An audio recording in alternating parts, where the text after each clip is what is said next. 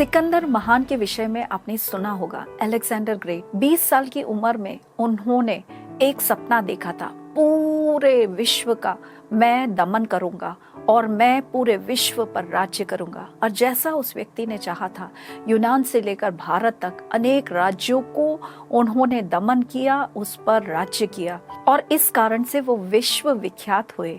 लेकिन 32वें साल में उनको एक ऐसी बीमारी ने पकड़ लिया जिसके कारण यह ज्ञात हुआ कि उनकी बहुत ही जल्दी मृत्यु हो जाएगी। जब उसे ये ज्ञात हुआ कि कुछ ही दिनों में उनकी मृत्यु हो जाएगी, तब उन्होंने अपने मंत्रियों को बुलाकर उनसे अनुरोध किया। उनसे कहा कि मेरी मृत्यु होने वाली है, जब मैं मरूंगा तब 3 बातों का ख्याल रखना। पहली बात, मेरे कफन को मेरे फिजिशियन या डॉक्टर से उठाने के लिए कहना। तब उन्होंने पूछा, इसका कारण क्या है? इसका कारण यह है कि पूरी दुनिया ये जान जाए कि डॉक्टर तो सिर्फ मेरी चिकित्सा कर सकता है, वो मेरी चंगाई नहीं कर सकता। दूसरा, मेरी आज्ञा यह है कि जहां मेरा शरीर दफनाया जाएगा, मेरे घर से उस कब्रिस्तान तक का रास्ता, जितना पैसा मैंने अर्जित किया है वह पूरा पैसा, दौलत, सब कुछ रास्ते में डाल देना। तब उन्होंने पूछा, इस बात को क्यों किया जाए? तब सिकंदर ने कहा, यह इसलिए ताकि दुनिया के लोग ये जान जाएं कि मैंने कितना अधिक धन इतने कम समय में अर्जित किया। और तीसरी, मेरी यह इच्छा है कि जब मुझे कफन में रखा जाए तो मेरे दोनों हाथ बिल्कुल कफन के बाहर डाल दिया जाए, ताकि लोग देख सके मेरे हाथ खाली हैं। इसका अर्थ यह है कि मैं इतना धन अर्जित करने के बावजूद भी अपने हाथ में कुछ भी नहीं ले जा रहा हूँ, खाली हाथ वापस जा रहा हूँ, और मेरा जीवन और मरण दूसरे लोगों के लिए एक सबक और पाठ बने। यीशु के दृष्टांतों की अध्ययन की श्रृंखला में आपका स्वागत है। और आज हम जिस दृष्टांत का अध्ययन करने जा रहे हैं उसका शीर्षक है अमीर मूर्ख का दृष्टांत, the parable of the rich fool. लूका रचित सुसमाचार 12 का 26 से 21 में यीशु इस दृष्टांत को हमारे सामने व्यक्त करते हैं। यीशु इस प्रकार कहते हैं, किसी धनवान की भूमि में बहुत उपज हुआ और वो सोचने लगा कि मैं क्या करूं, क्योंकि मेरे पास तो स्थान नहीं इतनी उपज को इकट्ठा करके रखने के लिए। तब उसे एक योजना सूझी और उसने निर्णय लिया कि मैं अपनी बखारियों को तोड़कर उनसे भी बड़ी बखारियां बनाऊंगा और उसके अंदर अपनी उपज और धन को एकत्रित करके रखूंगा। और ये सब करने के पश्चात वो अपने प्राण से कहता है, प्राण, अपने लिए मैंने बहुत सारी संपत्ति अर्जित की है, बहुत वर्षों तक खाने पीने के लिए तैयारी की है, अब तुम चैन से खा पीकर सुख से रह सकते हो। लेकिन परमेश्वर ने उससे कहा, हे मूर्ख, आज रात मैं तेरे प्राण को ले लूंगा, तब तूने जो इकट्ठा किया वह किसके लिए होगा? और यह है वह अमीर मूर्ख का दृष्टांत। यीशु ने यह दृष्टांत क्यों सिखाया, वह किस पृष्ठभूमि के आधार पर ये बताना चाहते थे? अगर हमें इस दृष्टांत का बारीकी से अध्ययन करना है तो लूका 12 के कुछ शुरुआती वचनों की ओर हमारा ध्यान जाना चाहिए। अब वहाँ का बैकग्राउंड ये था कि यीशु के चारों ओर बहुत बड़ी भीड़ एकत्रित थी और यीशु उनको परमेश्वर के राज्य के बहुत बड़े बड़े सिद्धांतों को सिखा रहे थे। लेकिन उस भीड़ में एक ऐसा व्यक्ति बैठा हुआ था जो यीशु जो बातें सिखा रहे हैं उसकी ओर बिल्कुल भी ध्यान नहीं दे रहा था।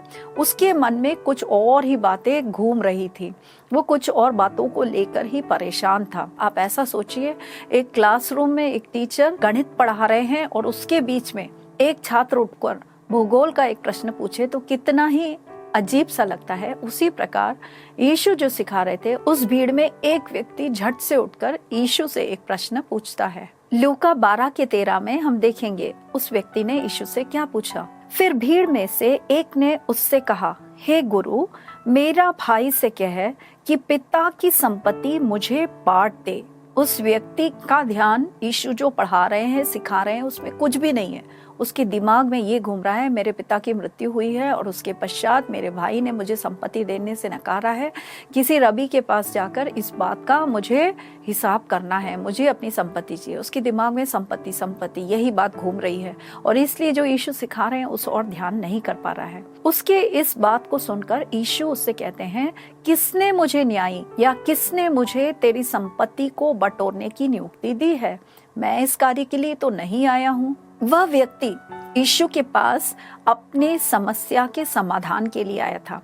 और बहुत बार हम लोग भी यीशु के पास अपनी समस्याओं को लेकर जाते हैं, यीशु मेरा ये प्रॉब्लम सॉल्व कर दे, वो प्रॉब्लम सॉल्व कर दे, और हमें लगता है कि वो समस्या जो हमने जिस प्रकार कही है, अगर यीशु वैसा का वैसा कर दें तो वो ठीक हो जाएगा। लेकिन यीशु का अप्रोच इस बारे में थोड़ा सा अलग था। वो क्या था? यीशु उस प्रश्न के पीछे उस समस्या को बिल्कुल पकड़ लिया। वो तो एक सांसारिक बाहरी बात के विषय में बोल रहा था कि उसे धन मिल जाए, लेकिन यीशु उसके हृदय को देख सकता था।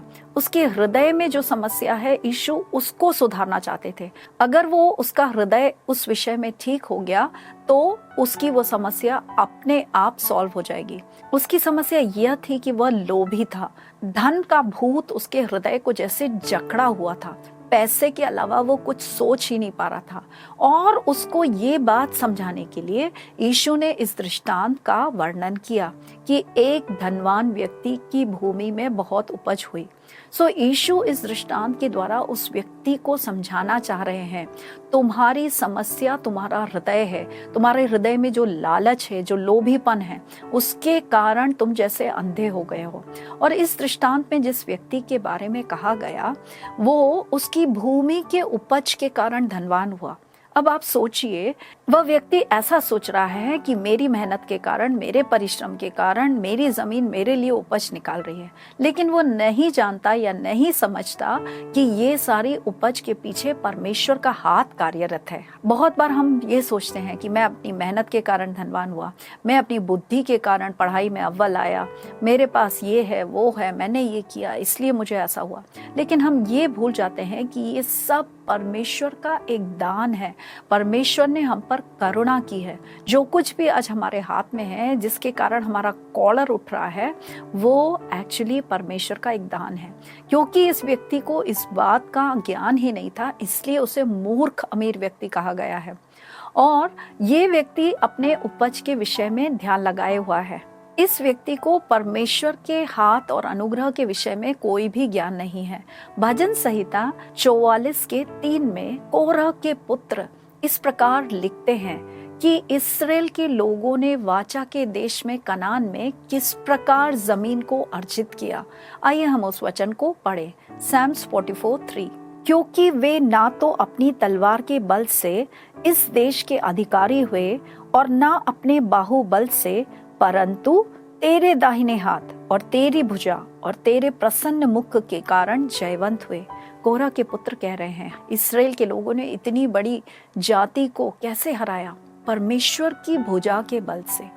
और इस दृष्टांत में वो धनवान व्यक्ति परमेश्वर से कुछ भी संबंध नहीं। वो सोच रहा है मेरी शक्ति से, मेरी सामर्थ्य से, मेरी काबिलियत के कारण मैं इतना धनवान हो गया हूँ। और वो अगले स्टेप का प्लानिंग कर रहा है। इतना पैसा अर्जित करने के बाद भी उसके मन में ऐसी सोच नहीं आई कि इस पैसे को मैं परमेश्वर के राज्य के लिए उपयोग करूं या कुछ गरीबों की सहायता के लिए मैं उसका उपयोग करूं।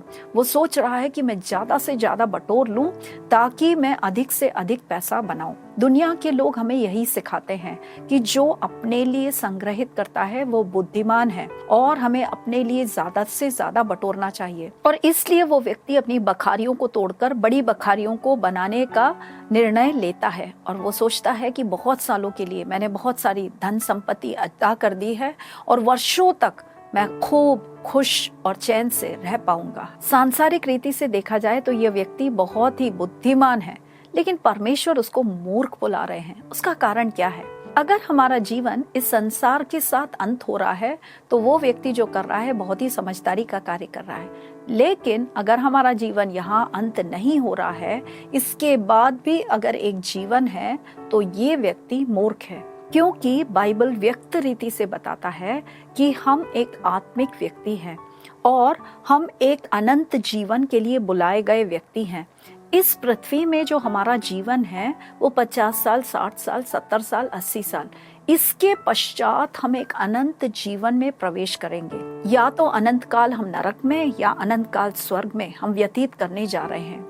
और जो इस छोटे जीवन में 70-80 साल के जीवन में हम करेंगे, उसका प्रतिफल युगान युग तक हम अनुभव करते रहेंगे। तो अगर हम इस समय को इस प्रकार देखें कि ये समय परमेश्वर ने मुझे दिया है बटोरने के लिए या फिर परमेश्वर के राज्य के लिए उसमें निवेश करने के लिए, तो हम बुद्धिमान हैं। लेकिन अगर हम सिर्फ इस पृथ्वी के 80 सालों के लिए निवेश कर रहे हैं तो हम बाइबल की भाषा में मूर्ख हैं। और इसलिए यह व्यक्ति भी मूर्ख था। उसने परमेश्वर के प्रति कुछ भी सोचा भी नहीं, किया भी नहीं। वह पैसे के प्रति बहुत ही लोभी था। पहला तिमोथियुस की पुस्तक 6:10 में इस विषय में पौलुस इस प्रकार कहते हैं, क्योंकि रुपए का लोभ सब प्रकार की बुराइयों का जड़ है। यहाँ पर लिखा गया है कि रुपया नहीं है बुराइयों का जड़, बल्कि रुपयों का लोभ। ये लोभीपन एक आत्मा होती है जो हमारे अंदर घर कर सकती है। ये सिर्फ अमीर लोगों को ग्रस्त नहीं करती है, गरीब लोग भी लोभी हो सकते हैं। और परमेश्वर चाहते हैं कि हम इस लोभ की आत्मा से बच जाएं। वो जो प्रश्न जिस व्यक्ति ने यीशु से पूछा था, उसके हृदय में यही समस्या थी। वो लोभीपन की आत्मा उसे पकड़ी हुई थी। पैसा समस्या नहीं है, क्योंकि बाइबल में अनेक धनवानों के विषय में लिखा है। इब्राहिम एक धनवान व्यक्ति थे, अय्यूब एक महाधनवान व्यक्ति था, और उसी प्रकार दाऊद राजा, सुलेमान, ये लोग सब महाधनी थे। लेकिन इन्होंने अपने धन का उपयोग परमेश्वर के राज्य के लिए किया। वो परमेश्वर के साथ सहभागिता में चले, इसलिए वो अनुग्रहित हुए। इसलिए पैसा नहीं है समस्या, बल्कि धन का लालच है वो समस्या जो हमें परमेश्वर के राज्य से अलग करती है। अगर हम बीज बोने वाले के दृष्टांत को अध्ययन करें तो उसमें लिखा है कि कुछ बीज कटीली झाड़ी के बीच में गिर गए और धन के लोभ के कारण वो परमेश्वर के राज्य के बीज को उसने सिकुड़ दिया। आइए हम उस वचन को पढ़ें, मरकुस 4:18। जो झाड़ियों में बोए गए थे संसार की चिंता और धन के धोखे, वस्तुओं का लोभ उनमें समाकर वचन को दबा देता है। The word is choked. उस वचन को दबा देता है क्योंकि उसके अंदर धन का लोभ है। अगर हम एक लोभी व्यक्ति हैं तो हम इसी संसार में सीमित रह जाएंगे, इस संसार में हमारे जीवन के लिए करते जाएंगे। लेकिन अगर हम एक समझदार व्यक्ति हैं, अगर हम एक वाइज पर्सन हैं, तो हम क्या करेंगे, आने वाले जीवन के लिए, अनंत काल के लिए हम अपना इन्वेस्टमेंट करेंगे।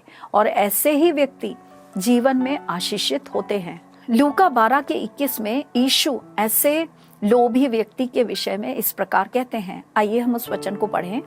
ऐसा ही वह मनुष्य भी जो अपने लिए धन बटोरता है परंतु परमेश्वर की दृष्टि में धनी नहीं है।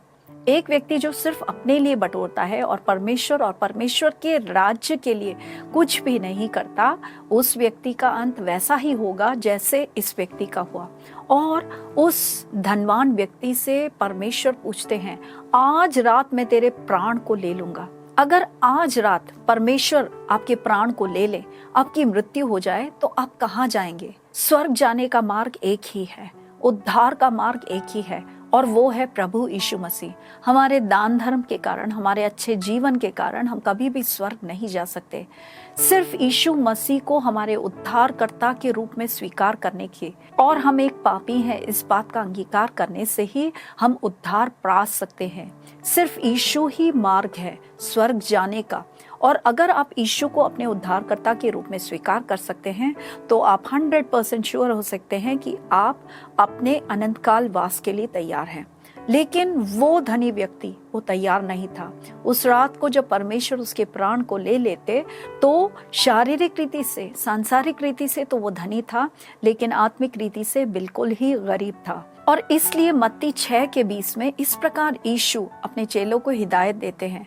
हम उस वचन को पढ़ेंगे। परंतु अपने लिए स्वर्ग में धन इकट्ठा करो, जहाँ ना तो कीड़ा और ना काई बिगाड़ते हैं, और जहाँ चोर ना सेंग लगाते और ना चुराते हैं। इसलिए हमें धन एकत्रित करना है तो हमारा इन्वेस्टमेंट स्वर्ग में होना चाहिए।